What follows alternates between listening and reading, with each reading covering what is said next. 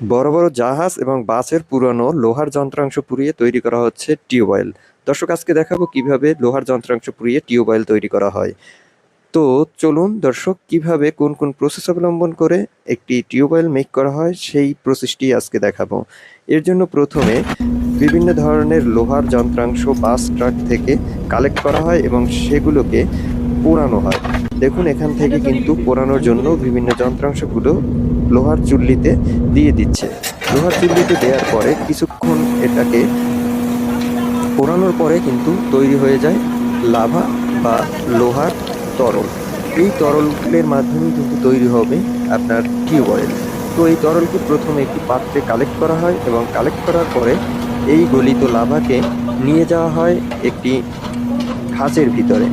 এখানে এনে তারপরে কিন্তু এই যে ছিদ্র দিয়ে এই যে খাঁজগুলোতে প্রবেশ করানো হবে। প্রত্যেকটি খাঁজে দিয়ে দেওয়ার পরে কিছুক্ষণ পরে এগুলোকে তোলা হয় এবং তৈরি হয়ে যায় একটি টিউবওয়েল। দেখুন, এখান থেকে এখন কালেক্ট করে নিবে। কালেক্ট করে নেয়ার পরেই কিন্তু টিউবওয়েলের বাকি কাজ সম্পূর্ণ করবে।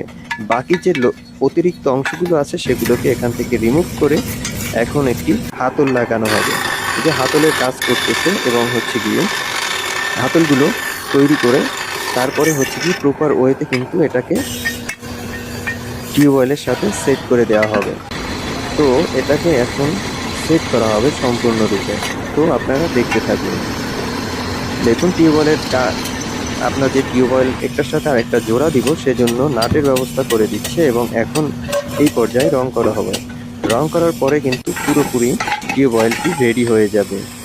তো দেখুন, প্রত্যেকটি টিউবওয়েলকে নিয়ে তারপরে যে ওয়াশার বলে থাকি সেই প্লাস্টিকের রাবারটি দিয়ে দিবে। রাবারটি দিয়ে এটাকে এখন জুড়ে দেওয়া হবে।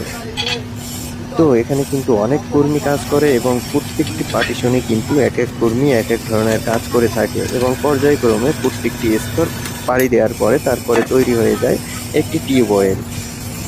তো দেখুন, এখানে কিন্তু এখন যেই টিউবওয়েলটি তৈরি করা হচ্ছে সম্পূর্ণরূপে কিন্তু মোটামুটি এখন তৈরি হয়ে গিয়েছে।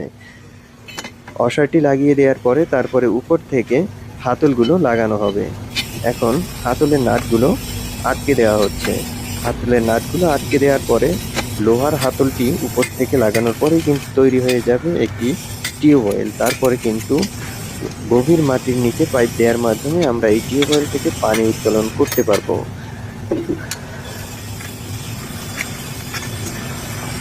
এখন এই পর্যায়ে হাতলটি লাগানো হচ্ছে। দেখুন, হাতলটি লাগানোর পরে দেখুন আমাদের ফুল টিউবওয়েলের শেপটি কিন্তু চলে এসেছে।